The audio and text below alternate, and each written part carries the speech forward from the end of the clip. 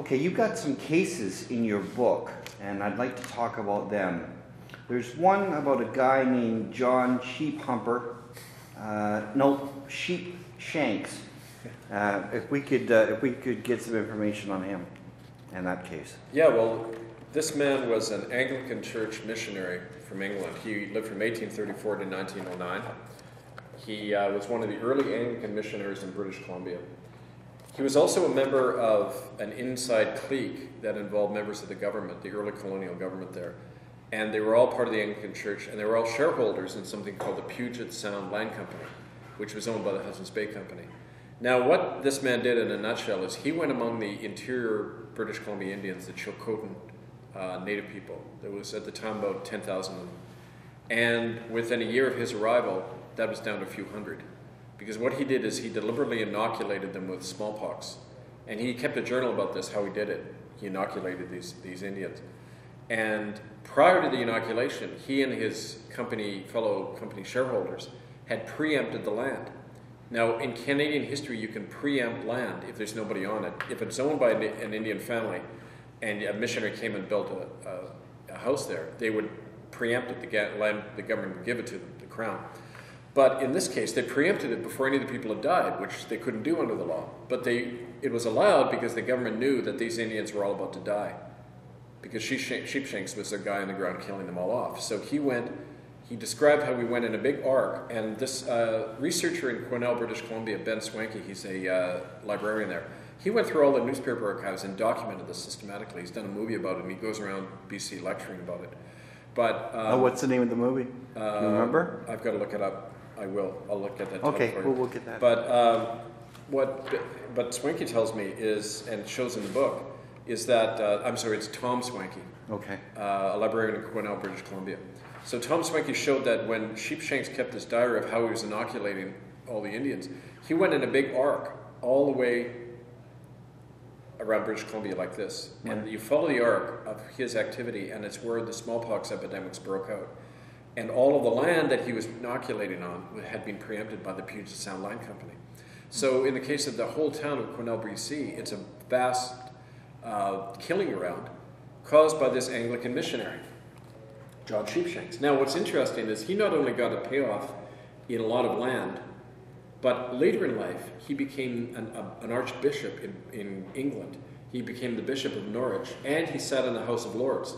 So he was paid off big time for doing this. So he was rewarded at the behest of the crown. He was acting at the behest of the crown. Otherwise, why would he have been allowed into the House of Lords and be given that position in the British establishment after? Right. So that is an example from Canadian history of how the genocide happened. It was deliberate. It was planned by church working with colonial governments and land companies.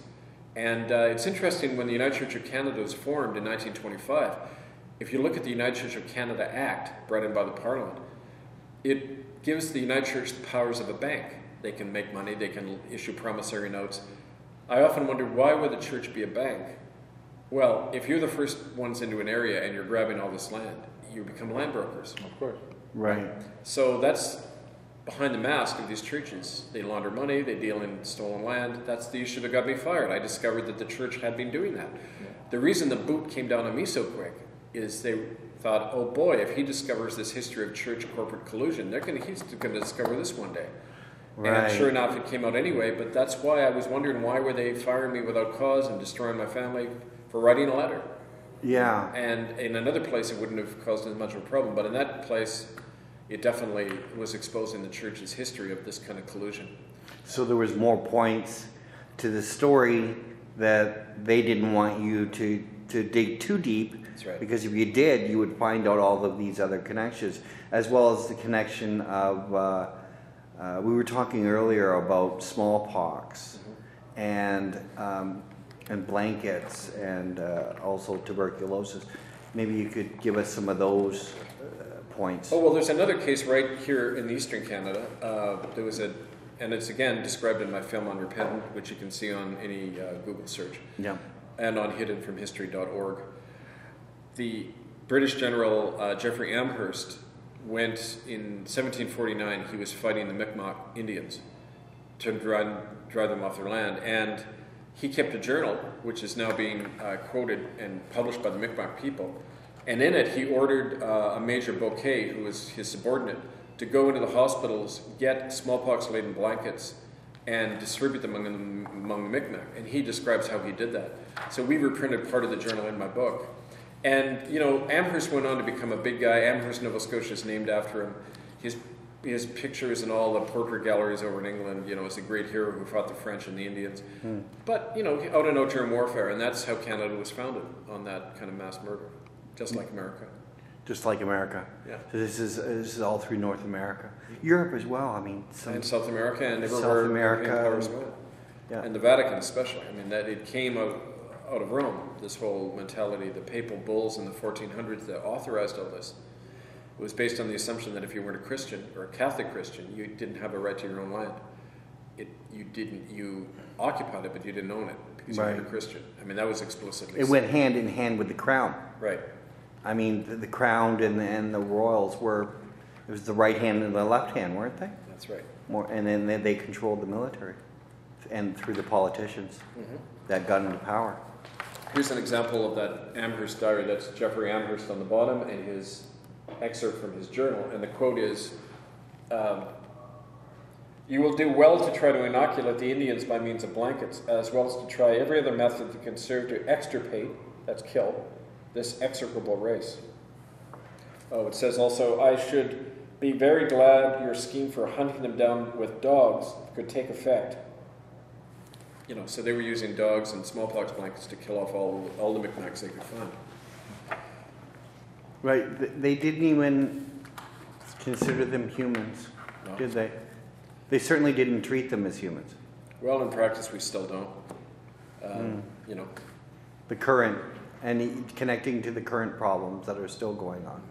And what are some of the current problems that are still going on? Oh, with Native people? Yeah. Well, a death rate that's just as high as it ever was 50 years ago. And why is that? Well, because you think they're still using them as guinea pigs, like you said? They are. Well, you know, take for an example, in the destruction of the families is continuing at an ever-increasing pace. There's more Native children in white foster homes now than there were children in residential schools.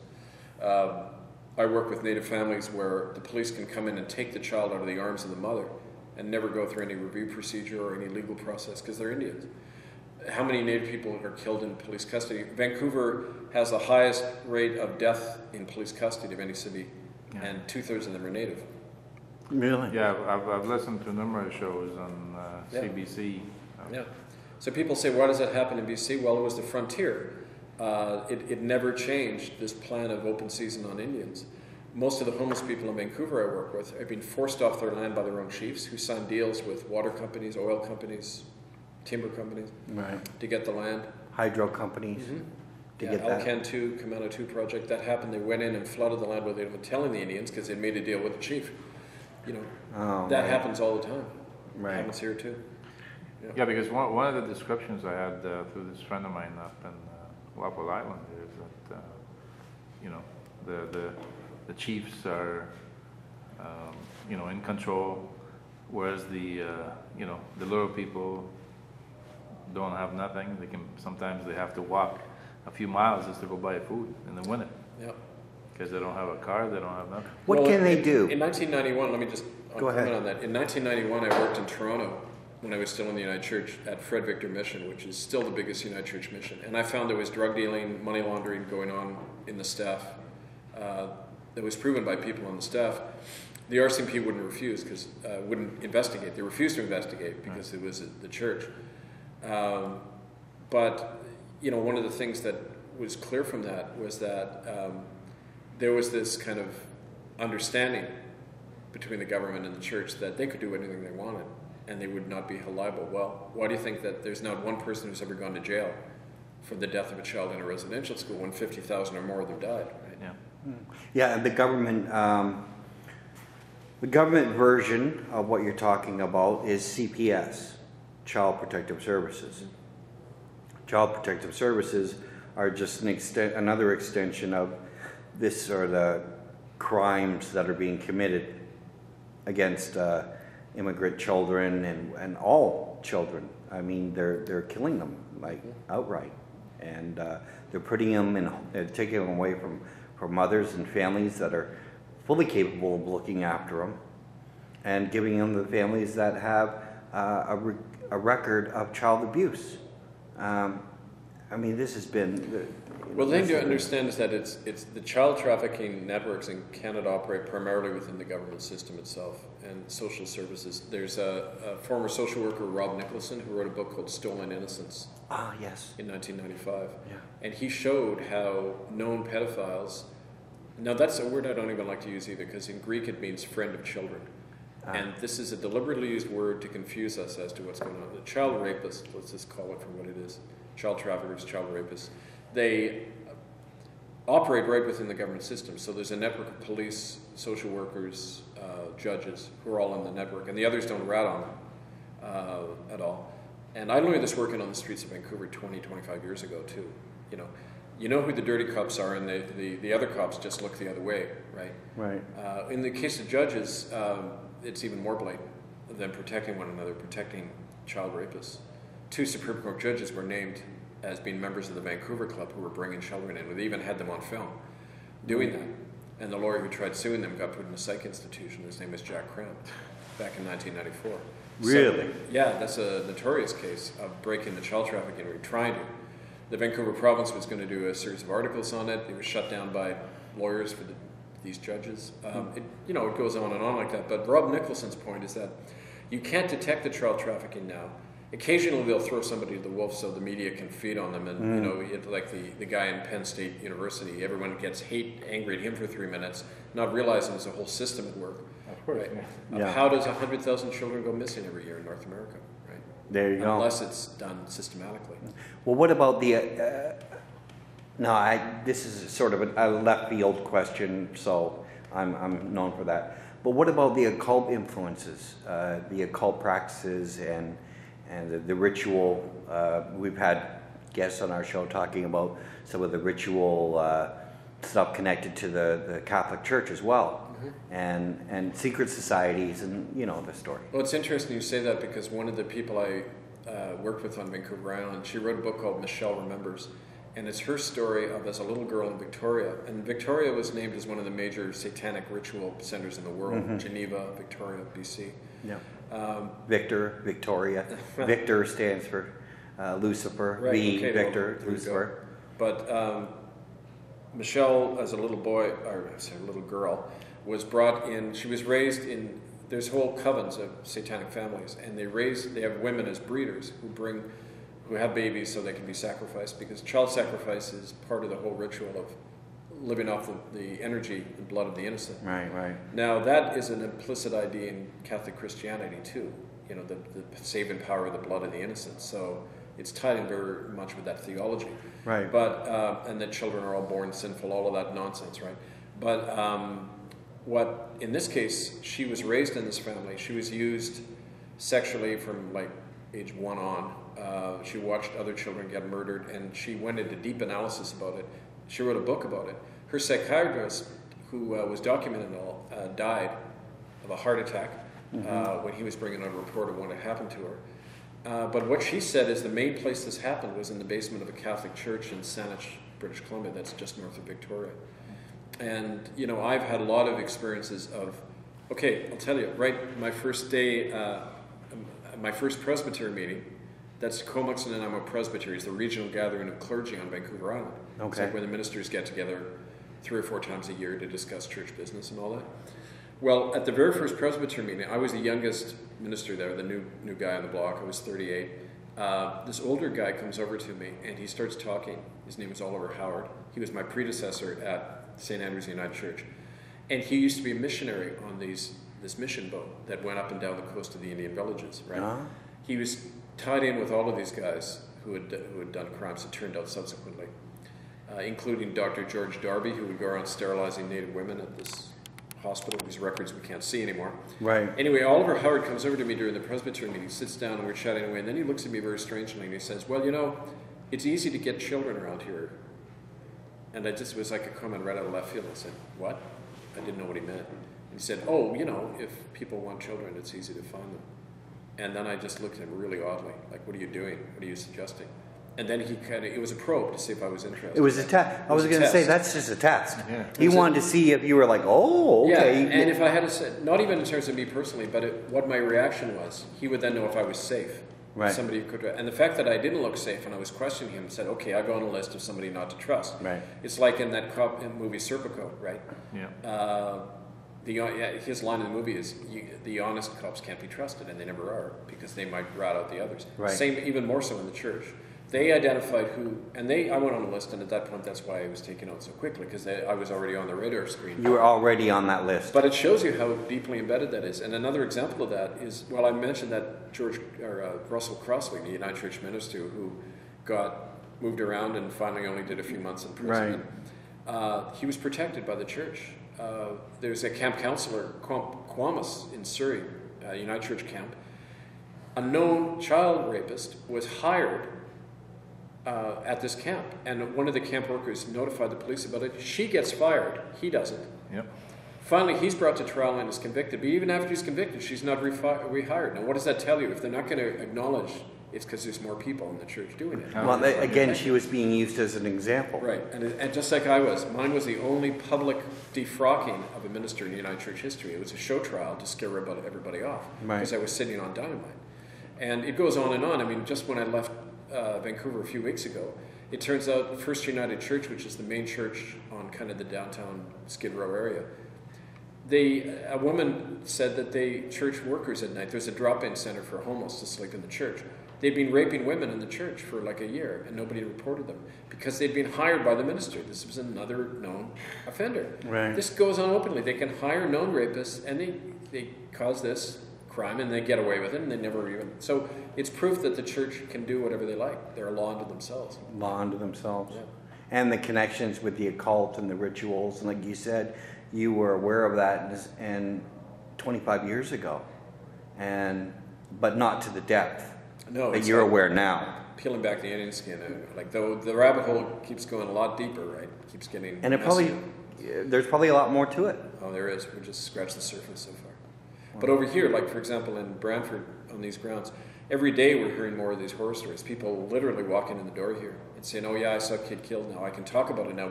They often say, "Oh, we've been waiting our whole life for somebody like you to come along and to say," because we can't do it as Indians. They're too, in many cases, just too traumatized from this, right?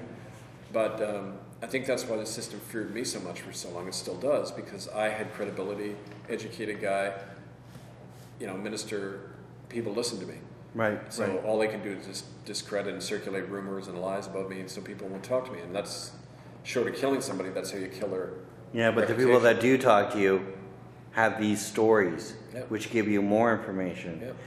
We were talking earlier about, since your film is 4 years old, you're considering doing an updated version because there's so many more gaps that can be filled at this point, and so much more information's come out.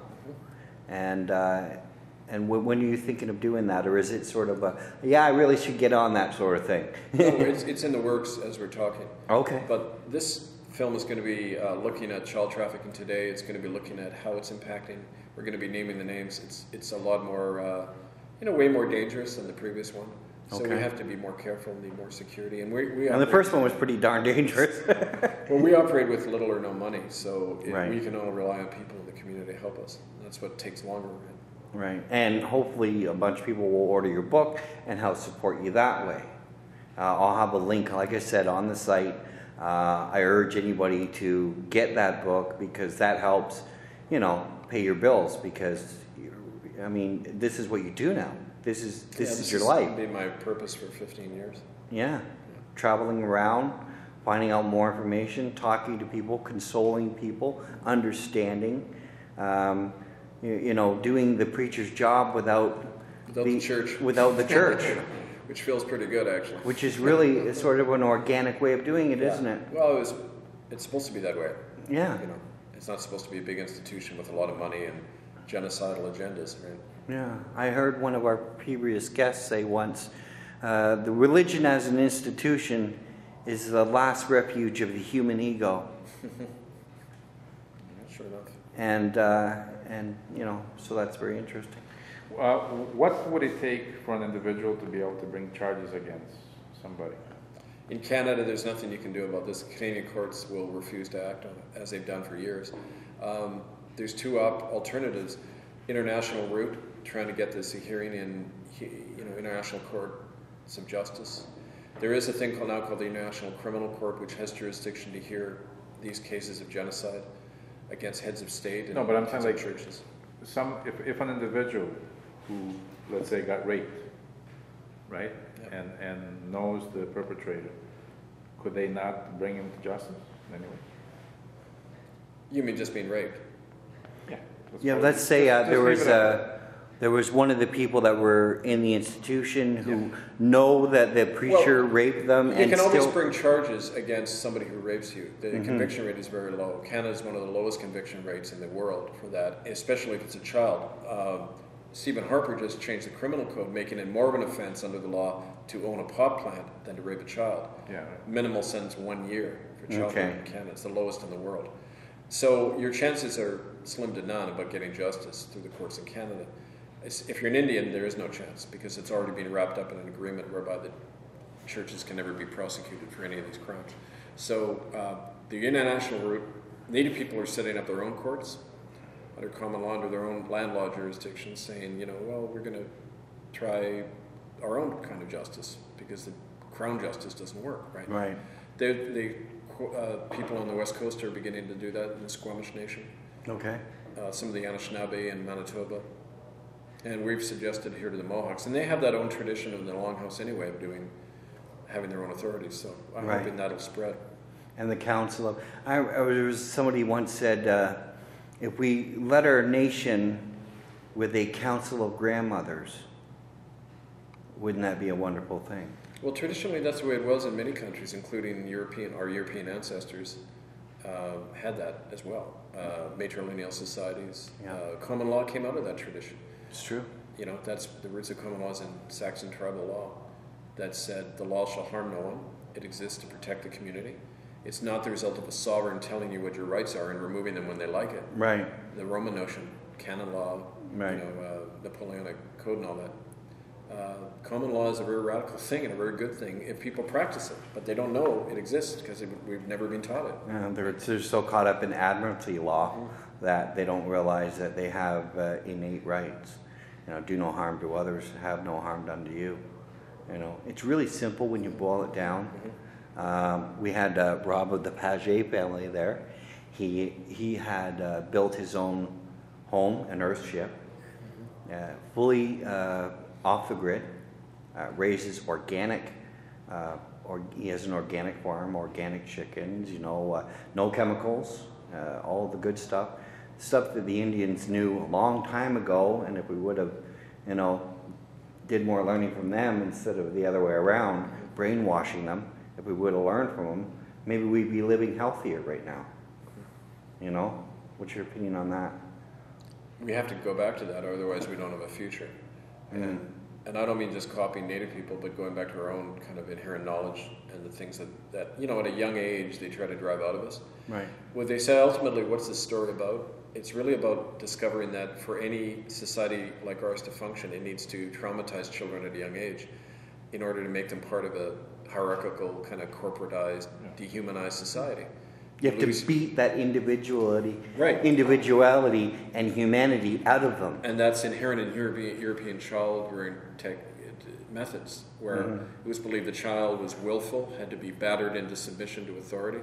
I remember the quote from, there was the guy who ran the death camp at Auschwitz, Haas his name was. He said, he wasn't psychotic, he wasn't a criminal in his own mind, he was just a law-abiding German citizen. And he said, at a young age, he was taught that the most important value was obedience to authority. And he had moral qualms, actually. It was very interesting to read before they hanged him. He wrote a whole kind of account, personal account. And he was actually quite a humanitarian guy. But he sat there and he allowed these people to be murdered in this death camp. Just like the principal here and the teacher stood by and let these kids killed. Thinking they were an okay individual, but knowing that there's a higher allegiance he had, and that was to the authority. Even if the authority was saying kill children, kill human Even if the beings. authority was wrong. Even if it's wrong, you're supposed to suspend your own moral judgment. That can only happen if that's been battered out of you at a young age. So this is hitting on a very fundamental issue. This is elites rule through the destruction of natural childhood innocence and autonomy and the wisdom of childhood. Like in indigenous cultures, you don't harm children because you learn from them. Right. You learn about the natural order. You allow them to grow up naturally like a tree, right? And instead of being pruned every 3 seconds, which is what happens in our culture, right? And so that's a deeper lesson for all of this work that, I think this is what the threat represented by my work is that we're saying, well, we shouldn't allow that to happen to any child. You're challenging the whole hierarchical basis of their power and control. It sort of comes out to the excuse, I was just following orders. Which is not an excuse under international law anymore. You can't make that defense anymore. Oh, really? Okay. No, well, there's a thing in 1950 called the Nuremberg legal precedents. And, of course, the Western powers are all hypocritical because they were doing all the same crimes at the same time. Yeah. But in this case, at least you take the principle and it says if your government is engaged in war crimes or crimes of aggression, like Canada is in Afghanistan, like America is in Iraq, you have an obligation not to pay taxes because you're colluding in crimes against humanity. Right. And the Germans after World War II were not tried for genocide. Genocide was never put on trial at Nuremberg. They were tried for planning and conducting a war of aggression against non-belligerent nations. Well, that's exactly what we're doing. Yeah. So under the Nuremberg laws, we'd be up on the witness stand, but winners are the ones who write the It's the rules. cognitive dissonance, really. They charge the Germans, but then drop napalm on entire villages. Cognitive dissonance. Yeah, really. like our atrocities are more moral than theirs. I mean, it doesn't work that way. I think back in the ancient times, the excuse was, well, God's on our side, and we're supposed to kill you heathens. So still, it's okay. The Jews are doing it to the Palestinians since they've been so Yeah, the examples all over the world. It's examples all like over that the sickness in us that unless you address this stuff, it's going to just keep continuing. And that's, I guess, one of the other purposes I found in life is to draw those connections to show that we're the ones who are sick. We're the ones who need the healing folks, not the Aboriginal people, right? And we're unsane. Yeah. We're not insane. Yeah. We're unsane, as Michael Tessarian says. Right. And we've had him on the show, and he talks a lot about this sort of the psychology behind the pathology, the psychotic thought processes that go on to justify the acts and the cognitive dissonance that goes on, and how we can justify actions and talk about other actions as being bad and evil when our own actions are reflective of those same actions. But you can use this word spell power, magic, to change the meaning of things. But everybody tries to justify their own way, whatever That's true. is beneficial to them. Right? But this is a mass, these are mass scales. But that's a lot of it is us. I agree. We try to justify, whatever action, wrong or right, that we do. And if it might not fit you, right. I feel it was okay, so hey, so I do it. And when you get into larger groups that are controlling situations, then it just becomes more exaggerated. Yeah, it just becomes more extreme, doesn't it? Extreme, yeah. Extreme. And that's been going on for probably, hundreds of years, if not longer. So what is upcoming? What are your upcoming? It's, what's the date today? Today is the 21st of November tomorrow. 21st of November. And so what do you got coming up for the rest of the winter and next year? What big events do you have coming up? Well, there's the work we're doing here is really important because it's involving the first time the mass graves are being opened in Canada. Oh, right, yeah. We need, by the new year, this information compiled in a report that we're going to take over to Europe. Excuse me. Events related to that are really significant because we've got groups coming from all over Europe to look at this evidence, to converge on Rome on Easter Sunday and April 8th, and we're kind of building everybody towards doing that. That's going to be a first of its kind. And that, like you said, is a cooperative effort? Yeah, groups in Ireland, England, Germany, Italy, Australia, America, Canada. I mean, this is igniting people everywhere. I mean, everywhere I go, in the last year I've probably spoken in 50 to 100 cities all over the world and smaller communities. And I've seen so many indications that the human race is really waking up now. You've seen that. Everywhere I go, you see the same So phenomenon. you like, we're not just talking about a hypothetical thing. No, I see it You're all the time. literally seeing this. I'm seeing that if it's like if you stay in the bubble world created by the media and that, you think things are pretty bad. When you get outside that and you just look at people on the ground, very, very few people support the system anymore.